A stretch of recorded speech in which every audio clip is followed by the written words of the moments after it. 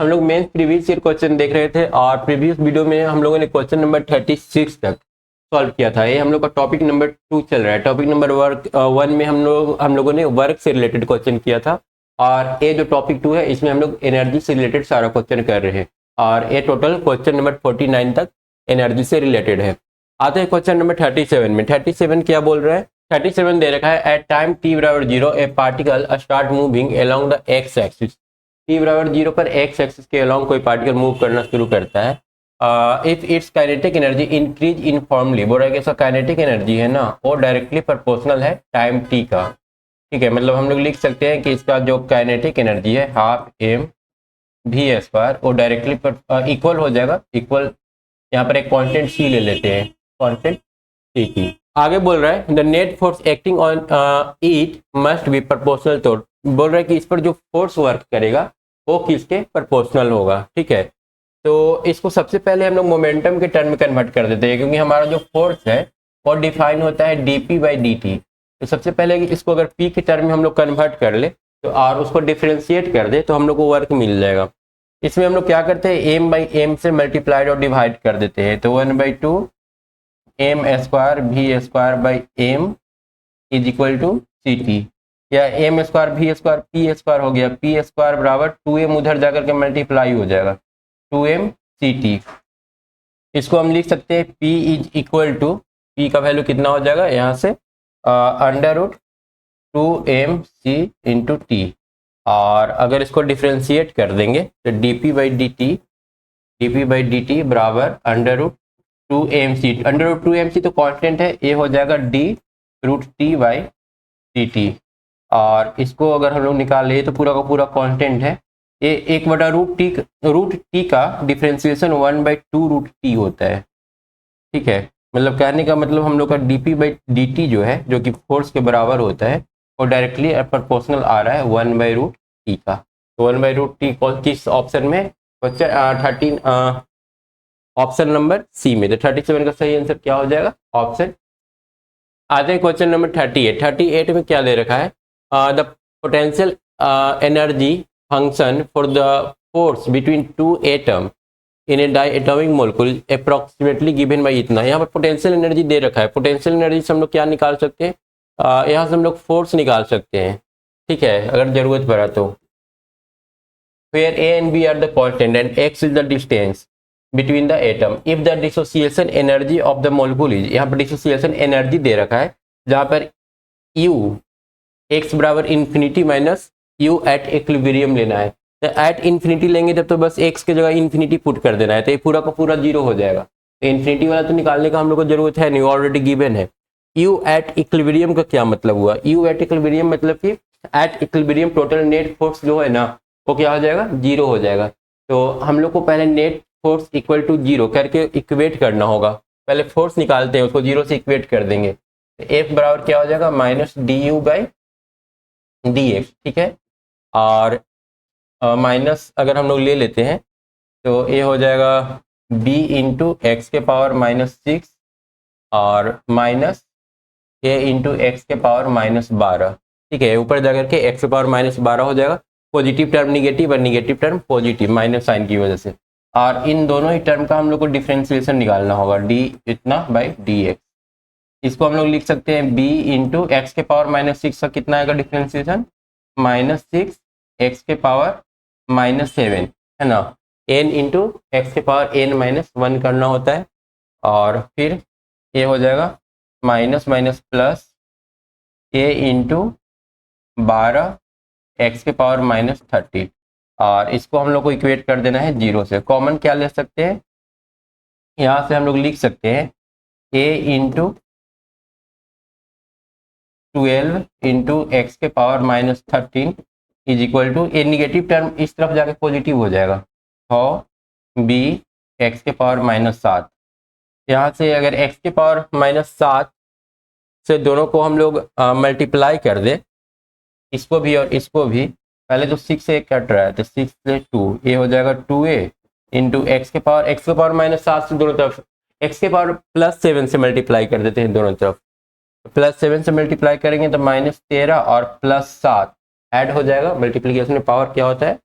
Add होता है। तो 7 6 13 -6 बच जाएगा, और equal to B into X के पावर -7 और +7 कितना हो जाएगा, एक्स के पावर 0 हो जाएगा। एक्स के पावर 0 कितना होता है, 1 होता है। तो यहाँ से अगर ए का वैल्यू निकालेंगे तो ए बराबर कितना हो जाएगा, हम लोग को निकालना क्या था, इफ द डिस्ट्रीब्यूशन एनर्जी इतना, यू निकालना है, you at equilibrium. At equilibrium x के पावर 6 का वैल्यू कितना हो जाएगा, एक्स के पावर -6 का वैल्यू आ रहा है b/2a, या फिर बोल सकते हैं कि 1/x के पावर 6 का जो वैल्यू है वो आ जाएगा b/2a, और 1/x के पावर 12 का जो वैल्यू है, मतलब इसी का अगर होल स्क्वायर कर दें, ये हो जाएगा b²/4a²।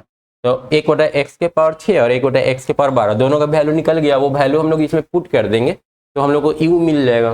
तो u is equal to at equilibrium a/x के पावर 12 का वैल्यू कितना लेना है, बटा नहीं, मल्टीप्लाइड a इंटू 1/x के पावर 12 का वैल्यू लेना है b²/4a², और साथ में minus sign, b into 1/x के पावर 6 का वैल्यू लेना है b/2a।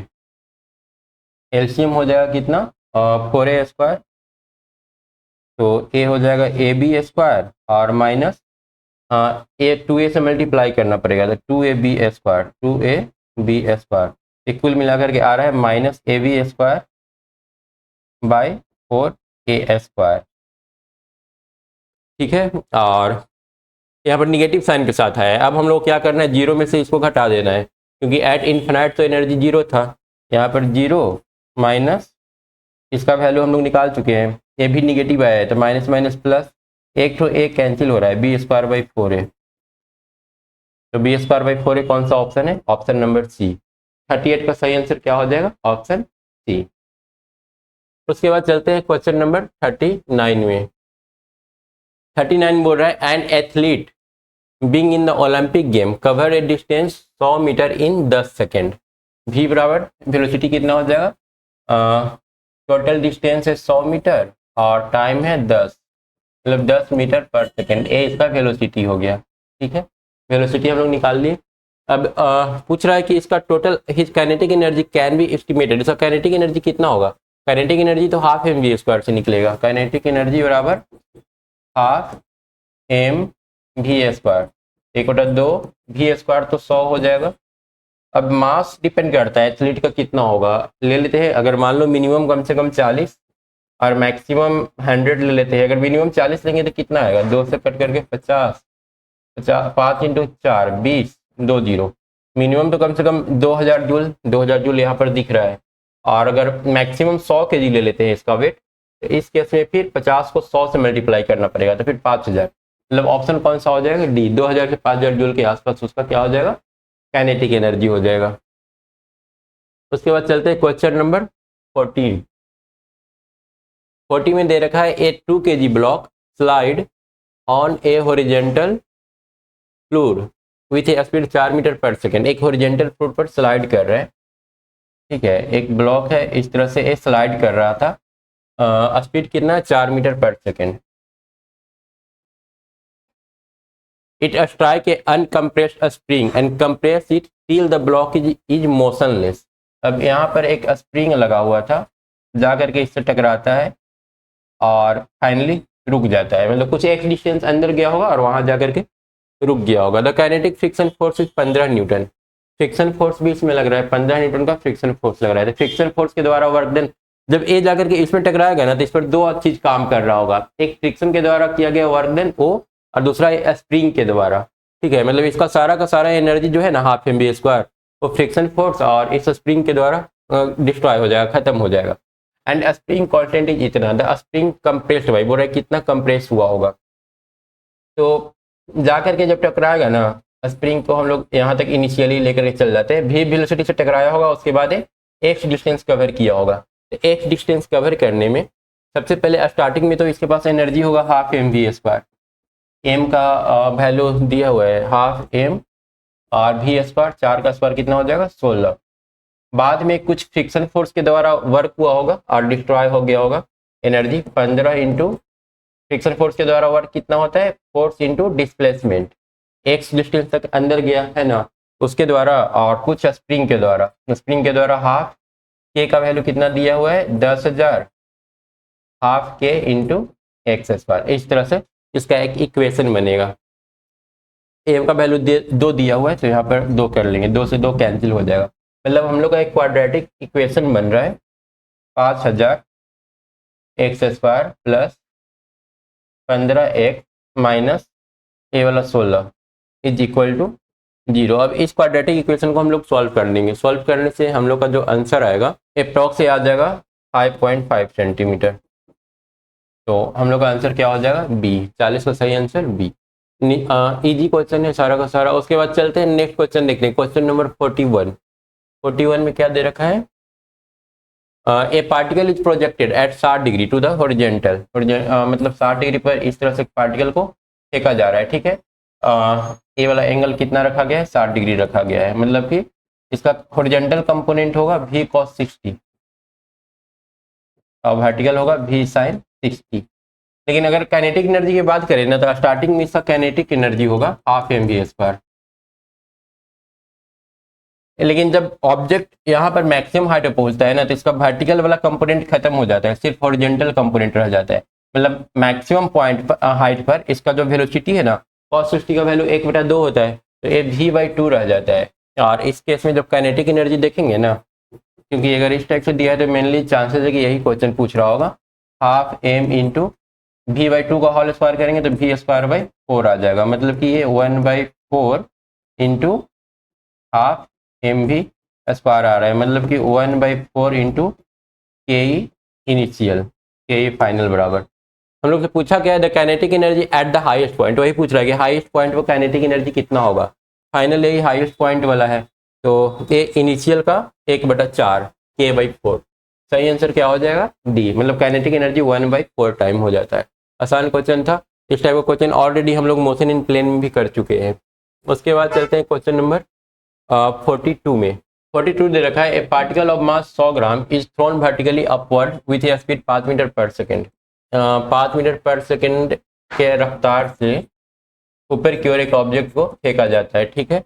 The work done by the force of gravity, gravity के द्वारा वर्तन कितना होगा, तो ग्रेविटी के द्वारा वर्तन निगेटिव होगा, -mgh, माइनस m का वैल्यू 100/1000, mg का वैल्यू 9.8 या 10 ले लेते हैं, mg हाइट कितना है 5। अच्छा यहाँ पर ए जो है ना 5 मीटर पर सेकेंड स्पीड है, हाइट नहीं है, 5 मीटर पर सेकेंड के स्पीड से फेंका गया है, तो मैक्सिमम हाइट कितना जाएगा, हाइट हम लोग निकाल लेते हैं। हम लोग जानते हैं v² - u² is equal to 2gh, तो v कितना हो जाएगा, इनिशियल स्पीड बोल रहा है कि 5 रहा है, v² बराबर हो जाएगा a इधर जाकर के u², मतलब कि 25 और -2 इंटू जी का वैल्यू 10 इंटू एच हो जाएगा। v तो फाइनली 0 हो जाएगा क्योंकि हाईएस्ट पॉइंट हो जाएगा, तो इसका वेलोसिटी कितना हो जाएगा 0, तो मतलब 25/20 बराबर h हो जाएगा। अब हम लोग mgh करेंगे, तो mgh करेंगे तो मास कितना दे रखा है 100/1000, m इंटू जी का वैल्यू 10 ले लेते हैं और h का वैल्यू कितना हो जाएगा 25/20, 25/20, क्योंकि mg ग्रेविटेशनल फोर्स है और उसके द्वारा किया गया जो वर्क डन होगा mg इंटू हाइट हो जाएगा। अब यहाँ पर देखें तो 1000 कैंसिल हो गया और ये 4 और 5, मतलब हम लोग का 5/4 आ रहा है फाइनल वैल्यू, क्या जगह 1.10 का 2, 1.25। और ये जो वर्क डन होगा ना निगेटिव होगा क्योंकि ऑब्जेक्ट ऊपर जा रहा है, फोर्स नीचे की ओर लग रहा है, तो -1.25 आंसर करना होगा। इसका सही आंसर 42 का क्या हो जाएगा, 42 का बी सही आंसर हो जाएगा। उसके बाद चलते हैं क्वेश्चन नंबर 43 में। 43 दे रखा है the potential energy of 1 kg particle free to move along the x axis, जितना पोटेंशियल एनर्जी दे रखा है, total mechanical energy of the particle is 2 joule. Potential energy दे रखा है या टोटल एनर्जी बोल रहा है कि 2 जूल है। Then maximum speed, potential energy को पहले मिनिमम करना होगा, ठीक है। एक्चुअली होता क्या है, अगर पोटेंशियल एनर्जी मिनिमम होगा ना तब काइनेटिक एनर्जी मैक्सिमम हो जाएगा। पोटेंशियल यहाँ पर मैक्सिमम स्पीड पूछा है, मतलब काइनेटिक एनर्जी को मैक्सिमम रखते हैं, kinetic energy maximum plus potential energy minimum is equal to total energy. Total energy एक मैक्सिमम होगा तो दूसरा ऑटोमेटिक क्या हो जाएगा मिनिमम हो जाएगा। तो काइनेटिक एनर्जी हम लोग को मैक्सिमम चाहिए, हम लोग को किसी तरह से पी मिनिमम निकाल लेना है। काइनेटिक एनर्जी मैक्सिमम बराबर हो जाएगा टोटल एनर्जी। टोटल एनर्जी कितना है 2 joule, 2 minus potential energy minimum. इसका मिनिमम वैल्यू कितना होगा? काइनेटिक एनर्जी मैक्सिमम क्यों निकाल रहे हैं? क्योंकि हम लोग को भी मैक्सिमम निकालना है। अगर भी मैक्सिमम होगा तो काइनेटिक एनर्जी भी मैक्सिमम ही होगा। तो हम लोग को करना है इसको मिनिमम बनाना है। मिनिमम बनाने के लिए हम लोग क्या करते हैं, इसको डिफ्रेंशिएट कर देते हैं। तो D V by D X, तो इसको 0 से इक्वेट कर देंगे। ये हो जाएगा 4 इंटू एक्स के power 3 divided by 4 minus 2 into x divided by x square क्या हो जाएगा 2x डिवाइडेड बाई 2, है ना। एक्स के पावर 4 का 4x क्यू हो गया। और इसको हम लोग इक्वेट कर देंगे 0 से। तो यहाँ से 4 4 cancel, X Q minus X is equal to 0, या फिर x कॉमन लेंगे तो X square minus 1 equal to 0, या यहाँ से x बराबर कितना आ जाएगा, एक्स स्क्वायर 1 आएगा, या x बराबर प्लस माइनस 1 आएगा। तो अगर x बराबर यहाँ पर 1 पुट करते हैं तो v कितना हो जाएगा, x 1 पुट करने पर v हो जाएगा 1/4 माइनस 1/2। तो एलसीएम 4 ले लेते हैं, 1 माइनस 2 माइनस 1/4, ठीक है, माइनस 1/4। इतना जूल आ रहा है पोटेंशियल एनर्जी।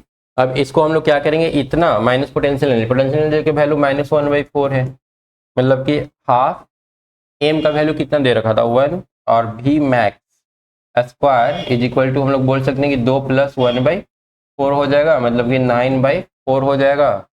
और 2 से अगर इसको कट करेंगे तो 2 वी मैक्स हो जाएगा कितना 3/√2। 3/√2 कौन सा ऑप्शन है, ऑप्शन नंबर ए, 43 का ऑप्शन नंबर ए हो जाएगा। मतलब इसमें मेन कंसेप्ट यही था कि जो एक एनर्जी अगर मैक्सिमम होगा तो दूसरा एनर्जी क्या हो जाएगा, मिनिमम हो जाएगा। मतलब किस तरह से हम लोग को एक अगर जानकारी होता कि मैक्सिमम निकालना है तो पोटेंशियल एनर्जी मिनिमम कर दे तो फिर ये क्वेश्चन बन जाता।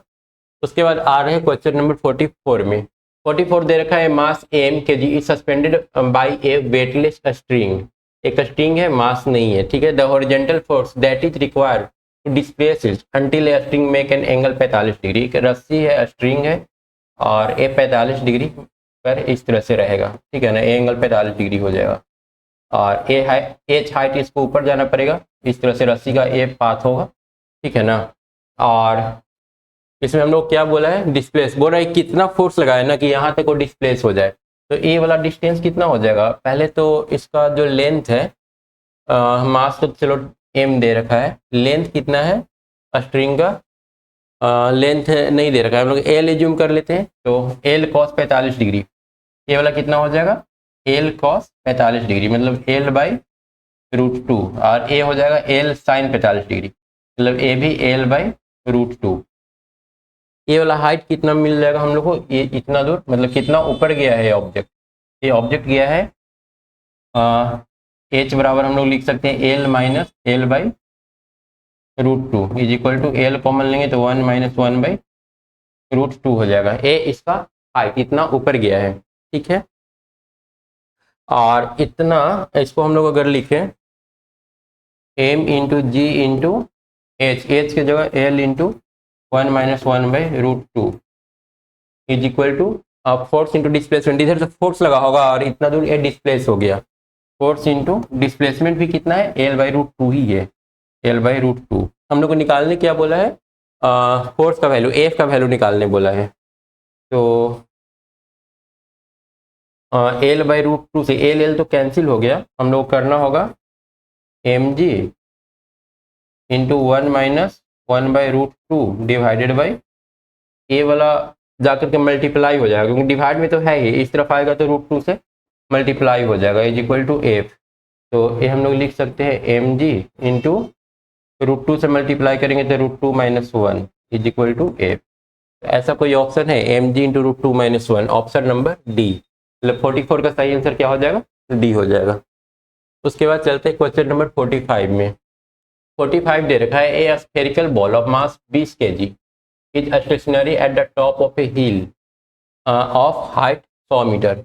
एक हिल है और इसका हाइट कितना दे रखा है 100 मीटर दे रखा है, और यहाँ पर एक 20 kg का बल्ब है, 20 kg का बॉल रखा हुआ है, ठीक है।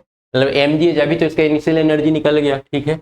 It's roll down a smooth surface to ground then climb up another hill. बोल रहा है कि यहाँ से नीचे उतरता है फिर दूसरा हिल पे चढ़ता है, ठीक है, ऑफ हाइट 30 मीटर, इसका हाइट कितना है 30 मीटर है, and finally rolls down to a horizontal base at height of 20 metre above the ground. फिर उसके बाद आगे बढ़ता है 20 मीटर इसका हाइट है, ठीक।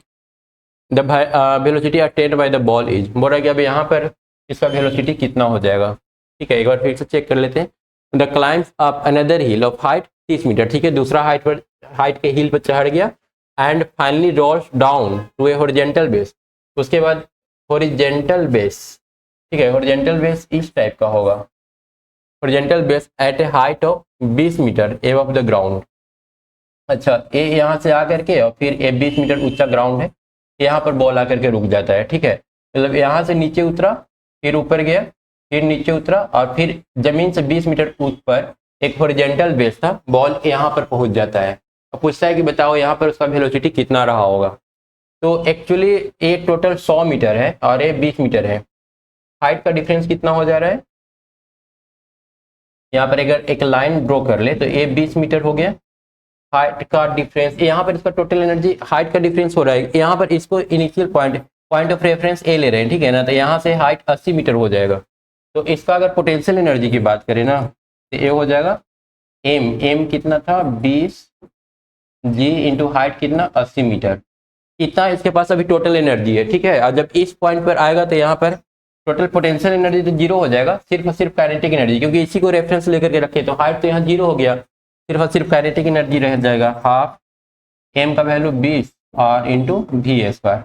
तो यहाँ से हम लोग को वी निकाल लेना है, ये हो जाएगा 10 और एक जीरो यहाँ से कटेगा, मतलब कि 20 इंटू 10 200 बराबर कितना हो जाएगा वी स्क्वायर, मतलब कि 10√2 बराबर हो जाएगा वी, सॉरी 20 इंटू यहाँ पर ये 8 भी बचा हुआ है, ये 1600 हो जाएगा, 1600 का अंडर रूट कितना हो जाएगा 40 बराबर वी, ठीक है ना, क्योंकि 8 इंटू 10 इंटू 20, 20 इंटू 10 200, 200 इंटू 8 1600, भी कितना आ रहा है 40, मतलब बी इसका सही आंसर हो जाएगा, 45 का सही आंसर क्या आ रहा है बी। उसके बाद चलते हैं नेक्स्ट क्वेश्चन, क्वेश्चन नंबर 46 में। A particle moves in a straight line with a retardation proportional to its displacement, इसका रिटार्डेशन जो है रिटार्डेशन डायरेक्टली प्रोपोर्शनल है डिस्प्लेसमेंट का, ठीक है, माइनस साइन लगा देते हैं रिटार्डेशन के लिए। Its losses of kinetic energy for any displacement X is proportional to, तो काइनेटिक एनर्जी का जो लॉस होगा वो किसके प्रोपोर्शनल होगा, तो इसको हम लोग क्या लिख सकते हैं dv बाई एम से दोनों तरफ मल्टीप्लाई कर देते हैं, ठीक है, और ए को लिख सकते हैं dv by x dv by dx कर लेते हैं इसको, ठीक है, डायरेक्टली प्रोपोर्शनल था एक्स से, इसको लिख लेते हैं एम इंटू ए को हम लोग क्या लिखते हैं dv बाई dt, या इसको dv बाई dx भी लिख सकते हैं, dv by dx into V, है ना, v dv बाई dx भी होता है, तो इसको यूज कर लेते हैं v dv by dx proportional to minus X into M, ठीक है। अब यहाँ से एम हो जाएगा v dv बराबर minus of X into M dx, ठीक है, अब दोनों तरफ इंटीग्रेशन कर लेते हैं, तो ए एम वी स्क्वायर, इसका इंटीग्रेशन करेंगे तो V square by 2 M V square by 2 बराबर हो जाएगा यहाँ से minus of M into X का एक्स डी एक्स का एक्स स्क्वायर बाई 2 आएगा, मतलब एक काइनेटिक एनर्जी हो गया, काइनेटिक एनर्जी डायरेक्टली प्रोपोर्शनल आ रहा है एक्स स्क्वायर का। तो कौन सा ऑप्शन सही आ रहा है, ऑप्शन सी, मतलब 46 का सही आंसर क्या हो गया सी, मतलब यहाँ पर एक्सेलरेशन को हम लोग इस टर्म, अच्छा इस टर्म में कैसे कन्वर्ट किए, ये तो डायरेक्ट फार्मूला के लिए भी बोले थे कि फार्मूला के टर्म में भी इसको याद कर लेना है, और अगर सॉल्व करना है तो ऐसे कर सकते हैं, जैसे dv बाई dt है ना, ए को dv बाई dt लिखते हैं, इसको कर लेंगे dv by dx into dx by dt, है ना, ये दोनों कैंसिल हो जाएगा, तो ए हो गया dv बाई dx और dx बाई dt को क्या बोलते हैं v, तो इस तरह से चेंज करके हम लोग का 46 का सही आंसर क्या आ जाएगा सी आ जाएगा, सी इसका करेक्ट आंसर है। क्वेश्चन नंबर 47 बोल रहा है a particle is acted upon by a force of constant magnitude which is always perpendicular to the velocity of the particle, मतलब ऐसा तब होता है ना जब सर्कल में कोई ऑब्जेक्ट घूमता है, क्या बोल रहा है particle is acted upon by a force of constant magnitude, मतलब कांस्टेंट मैग्नीट्यूड का इस पर फोर्स लग रहा है, ठीक है, which is always perpendicular to the velocity. अगर इसमें वेलोसिटी अगर इधर होगा तो एक्सेलरेशन हो जाएगा इस डायरेक्शन में। तो यहाँ पर फोर्स क्या हो रहा है, परपेंडिकुलर लग रहा है, मतलब एक्सेलरेशन है वेलोसिटी पर क्या है, परपेंडिकुलर है, और फोर्स भी कांस्टेंट है ना, इसका स्पीड नहीं बढ़ेगा, वेलोसिटी कांस्टेंट रहेगा। तो इस केस में बोलेंगे कि फोर्स भी इसका कांस्टेंट है। The motion of the particle take place in a plane, its follow that its kinetic energy is constant. तो बोल रहा है क्या, इसका काइनेटिक एनर्जी कांस्टेंट रहेगा। तो काइनेटिक एनर्जी तो एक्चुअली देखो, अगर सिर्फ एक फोर्स लग रहा है, कांस्टेंट फोर्स लग रहा है सेंटर की तरफ, तो इसका जो वेलोसिटी का मैग्नीट्यूड रहेगा वो कांस्टेंट रहेगा। और जब वेलोसिटी का मैग्नीट्यूड कांस्टेंट है तो काइनेटिक एनर्जी भी हाफ एम वी स्क्वायर क्या हो जाएगा, कांस्टेंट हो जाएगा। तो ये तो होगा। It's acceleration is constant, acceleration का मैग्नीट्यूड कांस्टेंट होगा, पर इसका जो डायरेक्शन है ना हमेशा चेंज होते रहेगा। यहाँ पर जब ऑब्जेक्ट पहुंचेगा तो वेलोसिटी इधर, एक्सेलरेशन का डायरेक्शन इधर, मैग्नीट्यूड तो कांस्टेंट रहेगा एक्सेलरेशन का, पर इसका डायरेक्शन चेंज होने की वजह से हम लोग बोलेंगे कि एक्सेलरेशन कांस्टेंट नहीं है। Its velocity is constant, velocity भी कंटिन्यूअसली इसका क्या हो रहा है, चेंज हो रहा है। It move in a straight line, गलत, ये सर्किल में मूव कर रहा है। तो ये तीनों का तीनों गलत है और ए वाला सही है। 47 का सही आंसर क्या हो जाएगा, ए। उसके बाद आते हैं क्वेश्चन नंबर 48 में। A wire suspended vertically from one of the end is stretch by weight, weight कितना दिया हुआ है, फोर्स दिया है 200 न्यूटन द लोअर इन, ठीक है। The weight stretch the wire is 1 millimetre, 1 millimetre को हम लोग लिख सकते हैं 1/1 into 10⁻³ metre. Then the elastic energy, elastic energy कितना होता है, इलास्टिक एनर्जी होता है फोर्स इंटू लेंथ इंटू 1/2। अगर इसको सॉल्व कर लें तो ए आ जाएगा 2 से कैंसिल हो जाएगा और ए 100 बच जाएगा। अब ए आ जाएगा 10⁻⁻1 बराबर 0.1 जूल। कौन इसका सही आंसर हो जाएगा, डी। ठीक है, यहाँ पर क्या इलास्टिक एनर्जी पूछा है, इलास्टिक एनर्जी कितना स्टोर होगा। तो मैकेनिकल प्रॉपर्टी ऑफ सॉलिड, वहाँ पर जा करके ये चैप्टर हम लोग पढ़ेंगे। मैकेनिकल प्रॉपर्टी ऑफ सॉलिड्स में पढ़ना है। ए होता है 1/2 इंटू फोर्स इंटू लेंथ। तो वो सारा हम लोग यहाँ पर यूज कर लिए, मल्टीप्लाई कर लिए। आंसर क्या आ रहा है, 0.1 आ रहा है। 48 का सही आंसर डी हो जाएगा। उसके बाद आते हैं क्वेश्चन नंबर 49 में। 49 क्या दे रखा है, a ball whose kinetic energy is E, kinetic energy E है, is projected at the angle of 45 degree the horizontal, ठीक है। The kinetic energy of the ball at the highest point, ये already हम लोग सॉल्व किए थे। Kinetic energy नीचे में ई दिया हुआ है, नीचे में काइनेटिक एनर्जी कितना होता है, अगर इस तरह से ऑब्जेक्ट को 45 डिग्री पर फेंका गया है तो यहाँ पर तो kinetic energy half M V square हो जाएगा, और ऊपर में काइनेटिक एनर्जी हाईएस्ट पॉइंट पर कितना हो जाएगा, half M V square by 4, क्योंकि यहाँ पर वेलोसिटी cos 60 1/2 होता है v cos 60, तो v/2 का होल स्क्वायर हो जाएगा। तो ये हो जाएगा 1/4 ऑफ काइनेटिक एनर्जी इनिशियल, तो E/4। अच्छा, यहाँ पर एंगल 45 डिग्री दिया हुआ है, तो 45 डिग्री दिया है तो यहाँ पर वेलोसिटी कितना हो जाएगा, इसका ए कंपोनेंट हो जाएगा v/√2 और ए कंपोनेंट भी v/√2। तो highest point of vertical component 0 हो जाता है, सिर्फ हॉरिजॉन्टल कंपोनेंट रहेगा v/√2। v/√2 का जब स्क्वायर करेंगे तो v²/2 आएगा, ठीक है।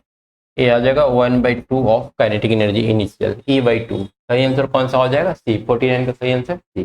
ठीक है, तो ये हम लोग का टॉपिक 2 जो है पूरी तरह से कंप्लीट हो चुका है। उसके बाद अब नेक्स्ट वीडियो में देखेंगे जहाँ पर हम लोग का टॉपिक 3 स्टार्ट होगा।